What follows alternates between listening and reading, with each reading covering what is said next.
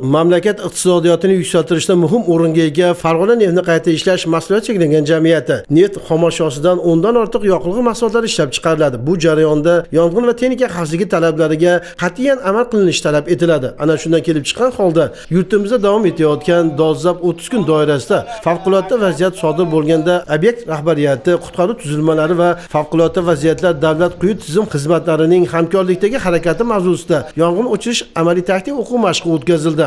Shartli ravishda dispetcherlik xizmatiga gaz-havo aralashmasi oqibatida mahsulotni temir yo'l sisternalariga quyish va to'kishga mo'ljallangan vagonlar sisternasida yong'in sodir bo'lganligi yuzasidan xabar kelib tushadi. Zudlik bilan korxonaning fuqaro muhofazasi tuzilmalari ishga kirishadilar. Dastlab harbiylashtirilgan qo'riqlash bo'limi xodimlari tomonidan hudud qurshab olinadi. Ko'ngilsiz holat natijasida jabrlangan shaxslarni qutqaruv guruhi tomonidan xavfsiz hududga olib chiqish, birinchi yordam ko'rsatish va shifoxonaga yuborish harakatlari amalga oshiriladi. O't o'chirish guruhi a'zolari alangani bartaraf etishga kirishadilar. Bu orada voqea joyiga favqulodda vaziyatlar davlat quyi tuzilmalari yetib keladilar. O't o'chirish guruhi yer osti suv olgichlari yordamida yong'inni o'chirishga kirishadilar. Tuzilmalarning tezkorlikdagi xatti-harakatlari evaziga yong'inning atrofga tarqalishining oldi olinadi va o't o'chiriladi. Uning so'ngida yong'in kelib chiqish sabablarini aniqlash ishlari amalga oshiriladi. O'tkazilgan amaliy mashq davomida yo'l qo'yilgan xato va kamchiliklar yuzasidan mutaxassislar o'z ko'rsatmalarini berdilar. Garchi bu o'quv mashqi bo'lsa-da,